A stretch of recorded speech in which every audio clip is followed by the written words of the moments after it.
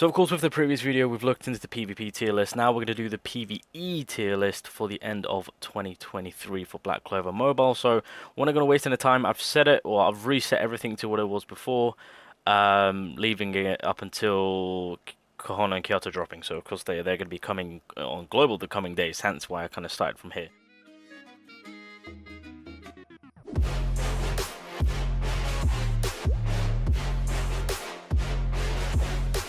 So obviously with the current new modes and bosses that we've got, it does kind of put other characters into perspective of where they're actually really good.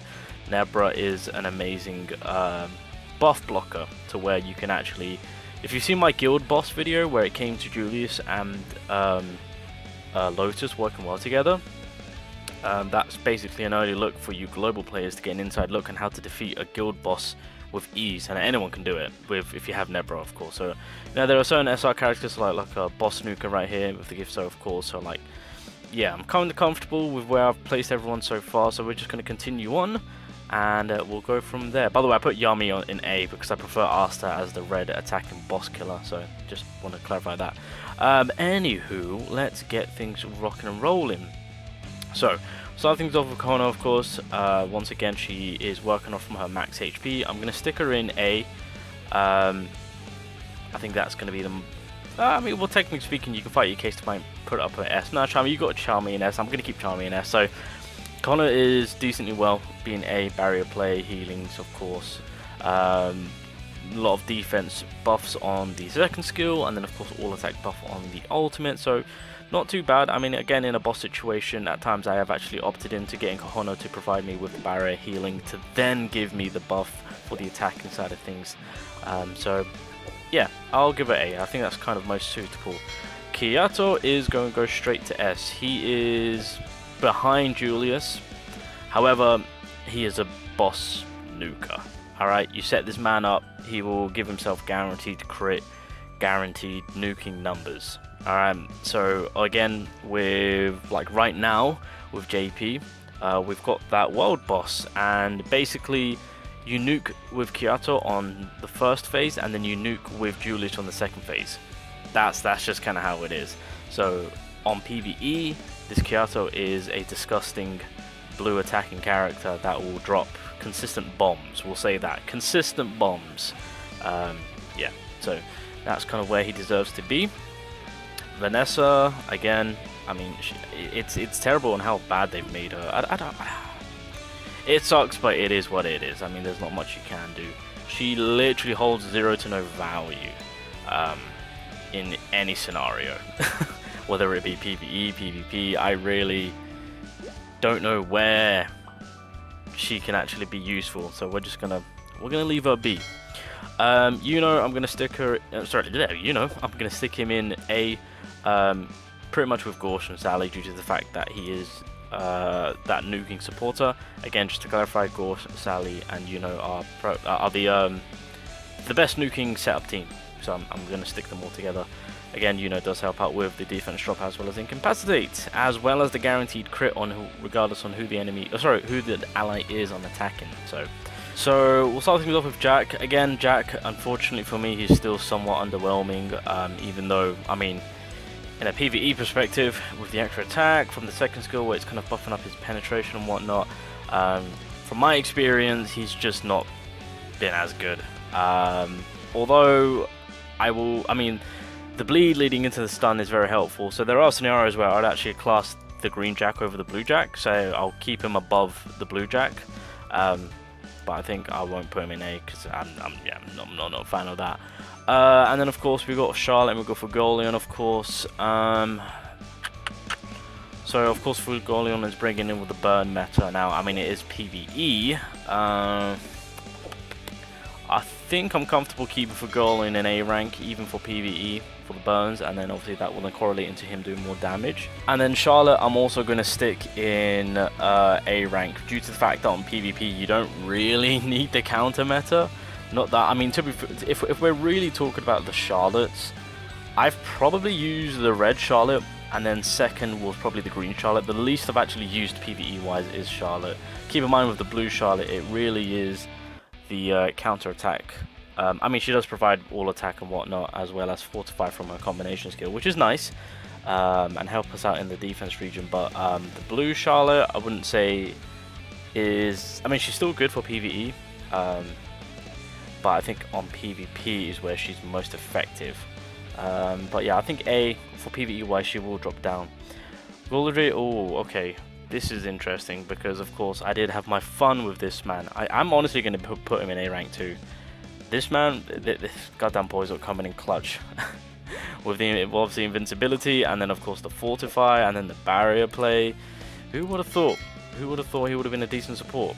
Because when he initially dropped, I completely skipped this character. Obviously, I can't remember when I pulled him, but I managed to pull him at a later time, and lo and behold, he was a fantastic good little supporter. So increase defense to the ally with the lowest HP. I mean, that's kind of mid. Don't really care about that. But realistically, it is the second skill and the ultimate that pretty much make it so that your team is able to absorb a great deal amount of damage, which is very nice. So I'll put him in A rank on that part, not too bad. Now when it comes to the Third Eye Awakening Veto, I'll actually class him one of up the normal Veto, purely because when it comes to the green Third Eye Awakening Veto, is that he has Enhanced Taunt, which is nice on the ultimate.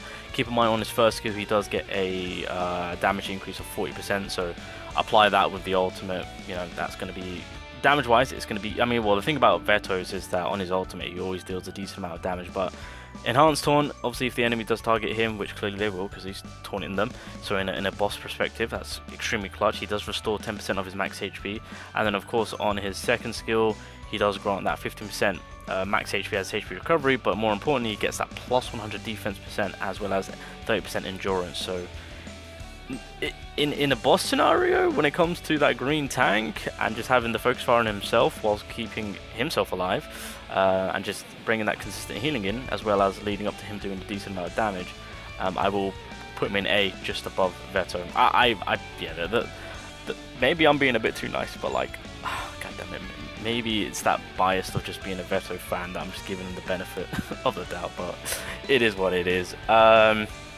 Noelle, oh, okay. I feel like Noelle, well, no, where did I play? No, Noelle was SS in PvP.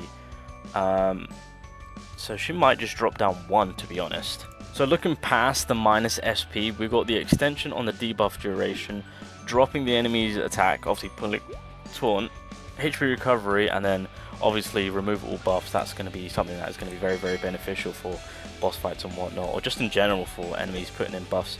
And oh, it's not okay. I thought for a second that for whatever reason I thought it was going to be AoE, but that's not the case. Yeah, you know what? I feel comfortable putting her in S, just dropping her down 1. In that scenario, should be pretty nice. I actually didn't even know that she could remove all buffs. That's actually, I need to make good use of her. Alright, now we got Charmy. So I actually did. So I tried to do the burn meta on PvE, especially with like the newest content that we've had with boss fights and whatnot. It didn't go to plan. Yeah, I would say, you know, Charmy, I mean, she was trying her best, but yeah, I'll say the burn meta is more for PvE. It was actually, well, it wasn't too terrible, but I would honestly, I think the way I'm looking at it is like maybe the burn meta might be just just above mid in the PvE side of things. You know, he's B. I mean, the good thing about this character, I guess, on what he's got going for him is the reduce on the mobility as well as increasing your mobility. Although I think the increase in mobility is only for himself, and it's at an RNG. Oh no, the enemy needs to be silenced or total silence in order to get the RNG play going in. So yeah, that's a bit. Actually, I might have to drop him down. But yeah, outside of the total silence and silence, you got taunt, but that's going to be making him an easy target. That's not really what you want. Although you've got the 20% reduced mobility, which you can again apply an extra 16%, which will give him the 36%. Yeah, I don't know. I feel like for PvE, this just isn't cutting it. I mean, I'll keep him in B for now, but you can probably put him in high C if anything. Just with how things are cutting out. Okay, we'll leave that there. And then we got Langris, who is still pretty much the same. I think in a PvE side of things, I'll actually bump him up, because I think on the PvP I put him in A, but in PvE I'll stick him in S. So yeah, in the long run, obviously in a PvE format, this, I mean, just having all of this in general is super clutch to have, and to have the consistency of all these buffs and debuffs on the enemy to be applied is very nice. And again, the speed up 2 is there. So, and his damage output is not too bad too. But as I aforementioned, he is the only character where his kit is just so consistent with the amount of ultimate this man could get off in, like, God knows, well, in like a couple of turns, right? So yeah, we'll bump Langris to S. Charlotte is still, in my opinion, an SS. Absolutely love her. Even on PvE, she's still doing her job. So like with some, well, like with the boss fights, she's keeping your attacking character alive, keeping them protected, making it so that their skill 2 is more consistent, making it so that their ultimate. Honestly, this Charlotte, for like obviously like the world boss, including the stage, the 5 stages of bosses that we've had, of course. In situations like that, of course, when it comes to having to support the main attacker, she's actually really clutch. So like even for PvE, I'm still going to class her as SS. She's just that much of a supporting character for your highest attacking character within the team itself. So yep, she is something else. She is something else. I'll give her that. Then we got Magna. Magna, ooh, how do I want to put Magna? Because realistically, if anything, again, when I did attempt the burn meta on PvE, it was, I mean, it went decently well. I wouldn't say it was anything compared to how it is on PvP. It was decently well. I mean, I might leave Magna in A. I mean, I was considering putting him in S, because the damage output is still pretty nice to have, especially with all the burn you can build up. But if I'm sticking the burn meta on A, I think I want to keep it all there. Because it's not broken, nor is it like completely garbage, and I don't feel comfortable putting it in B. So I think A is where the sweet spot is from what I've experienced when it comes to the burn meta. So I think that's where I'm going to be placing them. But I am tempted to push Magna up to S. So but I'll leave him in high A for now. Oh my God, Fana, get over there, girl. God damn. PvE Third Eye Awakening Fana is just the definition of GG. See you later. You're gonna get nuked. She is a nuking goddess. I absolutely love her. So, yep, there's that. If only her passive allowed her to get like a damage boost and whatnot, then I probably would have maxed it out. But it's basically immortality. I mean, it's still good. Don't get me wrong, but there's no urgency to max it out. But yeah, she can stay there.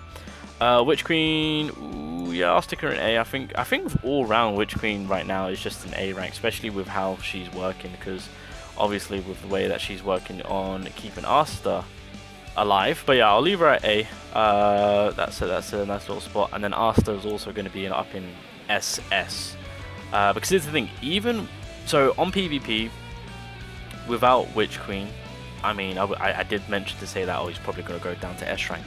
Here's the thing about Asta on PvE, even with or without Witch Queen, if you've got Asta like fully maxed out and whatnot, and you've got his Grimoire too, again, this is from my personal experience, he's still SS. This is a one-shot nuking tank unit, which has one-shotted bosses, 280k, like bosses with over 1 million HP. I mean, I've done videos on it. As of right now, Asta is the highest attacking nuker in the game. I believe we managed to achieve 4.5 mil or 4.8 mil, something like that, close to 5 mil. But yeah, I'm putting him in SS because this man is practically a cheat code, especially with like the newest bosses fights that they've added. Witch Queen and Asta, that's the combination. But anyway, yeah, I'm pretty happy with leaving it as is.